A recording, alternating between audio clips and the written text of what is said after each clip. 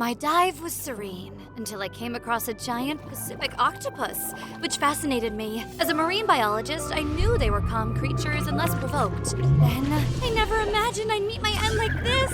The octopus's hold on my leg was so tight, and my mask slipping made it hard to breathe. Just when I thought it was over, the octopus suddenly let go and darted away, frightened by something. Expecting a shark, I turned and saw a guy close to my age, incredibly handsome. Was he an angel? But the moment I saw his tail, a shiver ran down my spine. He wasn't human, but something straight out of a nightmare. I felt everything going dark. For as long as I can recall, the sea has been my passion, all thanks to my mother, a top deep-sea diver, and my father, a marine biologist. Happy birthday, sweetheart. So what's your birthday wish this year? It was my 10th birthday, and I had something special in mind. I want a coral. A coral? Well, how about a black coral? Yes, a black coral. But Mom, it's so deep underwater. Oh, don't you worry, darling. I'll fetch it for you. If only I had known what was to come, I would have never wished for that coral. Mom did go to get me that coral, but she never returned. And Dad, he never looked at me the same way again. As my relationship with Dad grew distant, I focused on my studies and became a marine biologist. Working at my dad's marine research facility, I started an exciting project, making a mask that turns oxygen from water into air. We're on the brink of a major breakthrough here, all because of my capable research team. Dad hated me so much that he couldn't even acknowledge my hard work. Once the prototype was ready, I couldn't wait to take it for a test drive, or in this case, a test dive. So I decided to ask Dad, Dad, the prototype is finally ready. I think it's time I test it out in the ocean. Well, I think it's best if we have an experienced diver test it instead of you. Experienced diver? I'm an experienced diver too. Plus, I've been a part of this project from the beginning. Don't you trust me with this? My answer is still the same. You hate me that much? What? Since Mom's gone, all you've done is push me away. Well, I guess you've succeeded now. I want to be far away from you. There was no way I was going to let someone else try the mask before me. It was time to test the mask myself. As I dove deeper, the mask worked perfectly, turning water into air I could breathe. I felt thrilled and happy, but what happened next was beyond anything I could imagine. I was born a prince in Morania, a majestic underwater kingdom. My family was extraordinary. As royalty in Morania, we possessed unique abilities passed down through generations. My father commanded the ocean's waves, while my mother could heal with water. Waiting for my powers to awaken felt like forever, but I didn't realize then that my fate was already tied to the humans I was so curious about. Years later, rebel merfolks attacked our kingdom. In the chaos of battle, my parents lost their lives, and our kingdom was captured. My people needed me, but without my powers, I couldn't help them. The rebels took over. Their leader, the rebel king, sat on my father's throne. He would have killed me, but his daughter, Seraphina, suggested they exile me instead, so they kicked me out. Years later, the rebel king passed away, and after him, his daughter became the queen. And her rule was worse than his. But with her large army, I didn't stand a chance against her. One day while I was in my cave, my best friend Ari arrived with a message from Seraphina. She was obsessed with me, always proposing that I become her king, but I refused. She wants to talk to you again. Sorry, I don't have time for that brat. Just come. Otherwise, she'll throw another fit, and the people of Morania will have to suffer. Fine! Let's go. Every time Seraphina called for me and I had to return to the kingdom, I felt deep sorrow. The faces of my people told how harsh the queen's rule was. My dear Kai, why do you keep us apart? Together we can reign over this kingdom and command the 5 oceans as one. Seraphina, for the 100th time, I'm not interested. Oh, Kai, every time you say no, you just make me want you even more. You'll see. One day you will be by my side as my king. Not gonna happen. Swimming back to my cave, I felt pissed off because of Seraphina's drama. But then I saw a human girl caught by an octopus. A human girl in our realm spells trouble. This? Breathing underwater without a cylinder. It was never heard of. I didn't know what to do, but when I saw her gasping for air, I had to save her. The girl fainted in my arms. I couldn't take her to the surface. What if she revealed my existence to her people when she woke up? Destroying human technology was one thing, but harming a human was out of the question. So I had no choice but to take her to a cave until I figured out what to do. After dragging the human out of the water and into the dry cave, my tail split into legs, a power I discovered during my exile. I could shift between a merman and a human-like form. I had always hated this power because it was completely useless to me. Legs didn't help me protect Morania. It was like having a broken sword in a fight. Totally worthless. I couldn't help but wonder how she breathed without the mask. The technology was unlike anything I had seen before. Suddenly, the human woke up and let out a piercing scream. Where am I? Oh, somebody help me! Is somebody there? Please help! The girl had such a shrill voice, it was going to make my ears bleed, or worse, attract the attention of some other sea creature that wouldn't be as kind as I was to her. I had to shut her up. Oh my god, you're real? I thought it was a dream. No, it is a dream. This can't be happening. Nope. Nyx girl, you have lost your mind. Stay the heck away from me. Seeing him come towards me, I backed away. But then I slipped on the cave floor, tumbling to the ground. Oh, that's gotta hurt. Ouch! Wow, you have legs and you're tall. Never mind. Look, I don't know if you can understand me or not, but I need to go back. You freak! You can't keep me here! As I swam away, I couldn't shake off the weight of my decision to save the girl. It wasn't her fault I stepped in, but I still felt torn. Then I had an idea. Maybe food could do the trick. I knew females of my kind enjoyed it, and it always made their mood better, so perhaps it would work on this human too. So after catching some fish and gathering sea grapes, I went back to the cave and found something surprising. The human slept peacefully, now wearing clothes made from seaweed instead of the dark ones she had before. She was resourceful, I had to admit. But then she stirred in her sleep and was suddenly awake. She moved away from me, but when she saw the food I brought her, she stopped. I'm a human, not an animal. I can't eat raw fish unless it's sushi. This human was so ungrateful. When she tasted the sea grape, her expression changed. It seems she found some enjoyment in it. I could finally take a sigh of relief. Now these are yum. I was starving. So hungry. OMG, it feels like I haven't eaten for years. Thank you so much. What a strange creature she was. Even after being held captive, she thanked me. You gotta let me go, please. I cannot. Wait, you could talk this whole time? You're a jerk.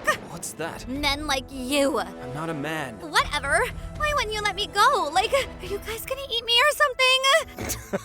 I'm not a shark. I won't eat you. But I have to be sure you won't reveal my existence to the surface world. I won't tell anyone, I promise. I can't just trust you. Humans have caused so much destruction to sea creatures, polluting our waters and destroying our habitats. If word got out about our existence, it could mean disaster for my people. I'm a marine biologist. I've seen firsthand the damage humans can do to the ocean. I know you're telling the truth. Since I'm stuck here, might as well tell you my name. I'm Nyx. I'm Kai. Later, the cave grew quiet, with only the sound of Nyx's gentle snores. I was exhausted from the day's events and closed my eyes, ready to finally rest. After a week, I still couldn't shake the desire for solid ground. I craved land, the sun, and fresh air. Sure, Kai was nice and handsome and hot, but his charm wasn't enough to keep me underwater. So when Kai was away, I made my escape. As I swam away from the safety of the cave, the calm waters turned chaotic. Suddenly, a group of sharks emerged from the deep. Panic gripped me as the sharks closed in. I was convinced this was the end, but Kai appeared. Hang on, Nyx! I won't let them hurt you! In the end, Kai defeated the sharks, but he was too wounded and barely conscious. The moment his eyes closed and he started to drift towards the ocean's depths, I knew it was my chance to escape. No, I couldn't leave him there. I knew what I had to do. As I cleaned his wounds, Kai woke up and looked stunned.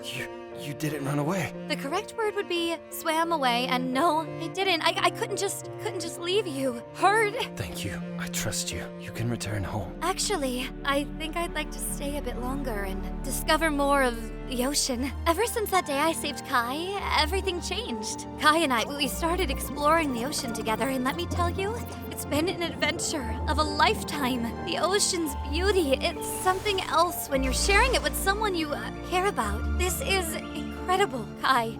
I'm glad you like this place. It's my secret spot. I guess it's our secret spot now. There, as the light faded, I realized I belonged here. Not to a place, but to the comfort Kai gave me. Every day we went to the waterfall and sat there sharing our stories. I shared about my life, and he shared about his. The bond with Kai was more than friendship. It began to fall for him. One day, as I was making a seaweed blanket for Nyx, I couldn't help but stare at her. Nyx was stunning, resembling a water goddess. At that moment, I realized I deeply cared for this human girl. I was falling for her, but then that moment was broken when Ari came into the cave. No! The rumors were true! Look, I can explain about the legs. Yeah, please do. But first, explain to Serafina why you have a human girl in your cave! You wouldn't tell her! She already knows! Hearing Ari's words, I jumped into the water and my legs turned into a merman tail. I fought the guards hard, but they were too strong and beat me. I saw Nyx, still wearing a mask, being held by some of the guards. Kai? Take care of her! Don't let them hurt her! You chose a human over me. It's like a slap to my face. Kai, my offer still stands. Marry me and all will be forgiven. I will never join you. My heart belongs to another. Then you'll both pay the price for your defiance. I'll end her life and I won't make it quick. You know I will enjoy hurting her. You wouldn't dare! Try me.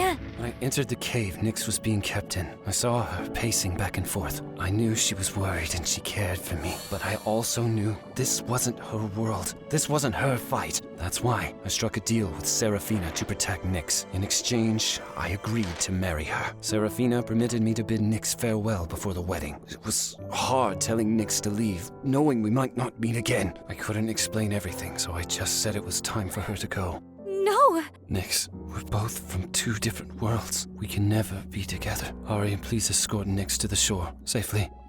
2 days had passed since I returned home. Dad watched me closely as if afraid I'd disappear again. I guess it's true what they say. You only realize the value of something once you've lost it. Dad, can you just relax? I can't, Nyx. There's something I need to tell you. Nyx, my dear, I'm sorry for everything. I never blamed you for your mother's death. It's just, you remind me so much of her that it hurts. I miss her terribly. I thought pushing you away would spare you from my pain, but I was wrong.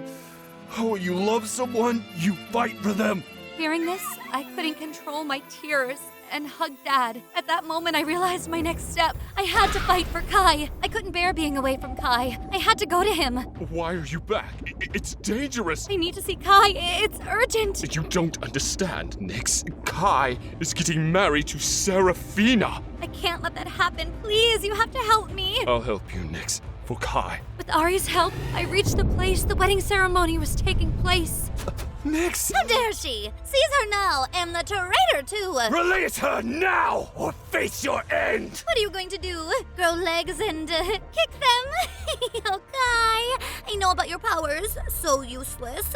I wanted you by my side so I could rule, but you're such a disappointment. I guess I'll have to finish you and this human both. The witch grabbed my throat, but I kicked her hard, making her fall back. She tried to attack again, but then something strange happened. Waves started swirling everywhere like an ocean storm was coming. Seraphine let me go, but then Ari grabbed me and kept me steady against the waves that were just getting stronger. When I looked at Kai, I realized it was him causing it all. Serafina, your reign of terror ends today! Please, Kai, oh, have mercy.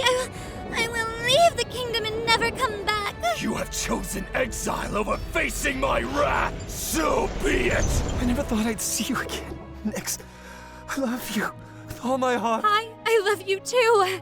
As Kai and I kissed, the merfolk cheered for us.